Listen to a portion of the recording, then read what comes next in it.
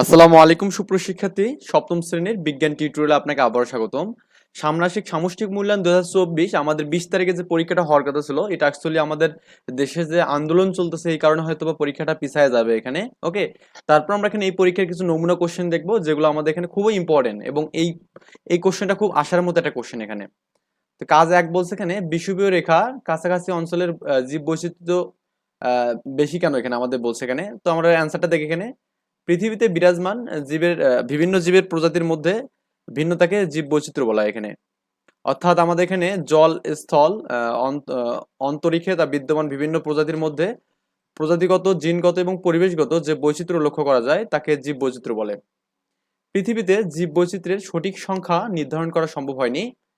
কোনো নির্দিষ্ট অঞ্চলে বসবাসকারী প্রজাতির মোট সংখ্যা গণনা করে জীব বৈচিত্র্যের পরিমাণ সম্পর্কে ধারণা লাভ করা যায়। যে অঞ্চলে বিষুবীয় রেখা যত কাছাকাছি অবস্থিত জীব বৈচিত্র্য তত বেশি, সে অঞ্চলে তত বেশি হবে এখানে। বিষুবীয় রেখার কাছাকাছি অঞ্চল গ্রীষ্মমণ্ডলীয় অঞ্চলের অন্তর্ভুক্ত এখানে। ওকে, তো গ্রীষ্মমণ্ডলীয় অঞ্চলে সারা বছর উষ্ণ থাকে বলে ওই অঞ্চলের অধিক পরিমাণে জীববৈচিত্র্য বিদ্যমান থাকে। যেমন দক্ষিণ আমেরিকায় আমাজন রেইন ফরেস্ট একটি গ্রীষ্মমণ্ডলীয় অঞ্চল এখানে। এই অঞ্চলে প্রায় 40,000 ভিন্ন প্রজাতির উদ্ভিদ জন্মায়। পৃথিবীর প্রায় সব থেকে বড় জীববৈচিত্র্যময় অঞ্চল হচ্ছে কি অ্যামাজন রেইন ফরেস্ট এখানে।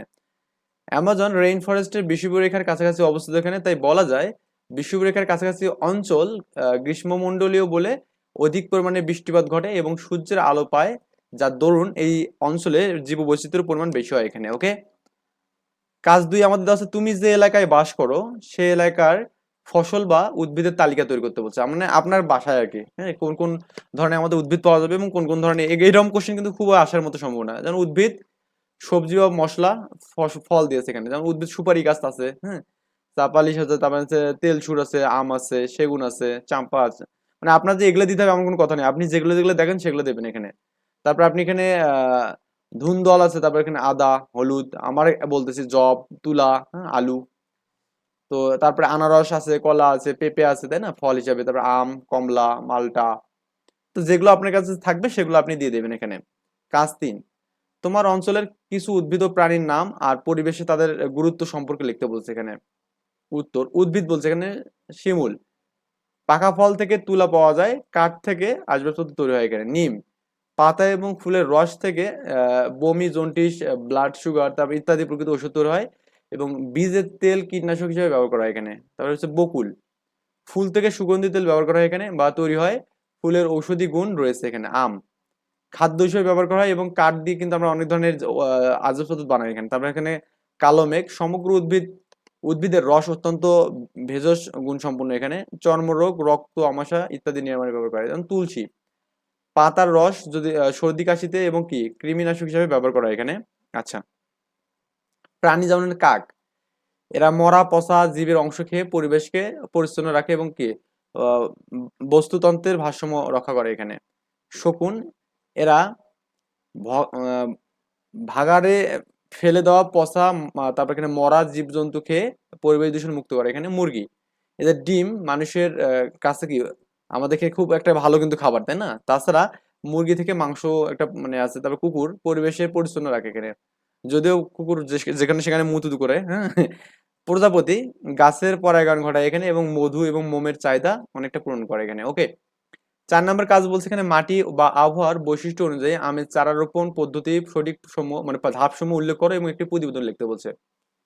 শিরোনাম, আমের চারা রোপণ পদ্ধতি এখানে খুবই ইম্পর্টেন্ট। এই যে আমাদের এখানে এই প্রতিবেদনগুলো এখানে। বর্ণনা, আমের চারা রোপণের জন্য প্রথমে স্থান নির্বাচন করে গর্ত করতে হবে। সাধারণত গর্ত 75x75 মানে এত আয়তনের আর কি হয়। 75x75 মানে এত আয়তনের হয় এখানে। গর্ত করার 10-15 দিন পর এতে সার প্রয়োগ করা হবে। গর্তের জন্য গোবর সার 10 কেজি, টিএসপি 500 গ্রাম, তারপরে হচ্ছে এমপি হচ্ছে কি 250 গ্রাম, জিপসাম হচ্ছে কি 250 গ্রাম দিয়ে মাটির সাথে ভালোভাবে মিশিয়ে এটা করতে হবে এখানে। এরপর মিশ্রিত মাটি বা সার দিয়ে গর্ত ভরাট করতে হবে এখানে। অতঃপর চারা রোপণ করতে হবে এবং চারা রোপণের সময় মানে করার সময় দিয়ে আছে, এটা মনে হয় একবার পড়ছে এখানে, যে করার সময় লক্ষ্য রাখতে হবে চারা যেন সোজা থাকে এখানে। চারা রোপণের পর খুঁটি দিয়ে চারা বেঁধে রাখতে হবে এবং চারা গাছের গোড়ায় মাটি কিছুটা উঁচু করে দিতে হবে। প্রয়োজনে পানি সেচ করতে হবে এখানে। তো যে লেখছে সেটা জান্নাতুন মাওয়া, রোল নাম্বার হচ্ছে ক শাখা, এখানে শ্রেণী সপ্তম এখানে। ওকে, 5 নাম্বার বলছে এখানে অভিযোজন সম্পর্কে একটি প্রতিবেদন। অভিযোজন খুবই ইম্পর্টেন্ট, এটা একটু ভালো করে দেখবেন, খুবই ইম্পর্টেন্ট এখানে বিষয় আর কি। পরিবর্তিত জীবের জীব এবং ফসলের বেঁচে থাকার কৌশল এখানে বর্ণনা বলছে এখানে কি প্রতিটি জীব সব সময় চেষ্টা করে তার পারিপার্শ্বিক পরিবর্তনশীল পরিবেশের সঙ্গে নিজেকে খাপ খাইয়ে বা মানিয়ে সেই পরিবেশ থেকে বিভিন্ন ধরনের সুবিধা পেতে, পরিবেশের বিভিন্ন প্রতিকূলতার মধ্যে নিজেকে ঠিক মতো মানিয়ে যে সুষ্ঠুভাবে বেঁচে থাকা বা বংশবৃদ্ধি করার জন্য জীবের বিভিন্ন ধরনের যে পরিবর্তন ঘটে, এই পরিবর্তনের গঠনগত, শারীরবৃত্তীয় কিংবা আচরণগত হতে পারে এখানে। এর ফলে জীব যে বৈশিষ্ট্য অর্জন করে তা পরের প্রজন্মে সঞ্চালিত হয়। এভাবে প্রত্যেক প্রজন্মে নতুন কিছু বৈশিষ্ট্য অর্জনের মাধ্যমে এক সময় সরল জীব থেকে নতুন কঠিন কঠিন জীবে উদ্বোধন ঘটবে এখানে। অর্থাৎ জীব জৈব পরিবর্তন ঘটবে, আর সমস্ত পরিবর্তন জৈব পরিবর্তনের সাহায্যে করে, তাদেরকে আমরা অভিযোজন বলবো এখানে। তো আমাদের লক্ষ্য বলছে এখানে কি এই পরিবর্তিত পরিবেশের সঙ্গে খাপ খাওয়া বা মানিয়ে নেওয়া, জীবন ধারণ এবং বংশ বিস্তার করাই হলো অভিযোজনের প্রধান লক্ষ্য।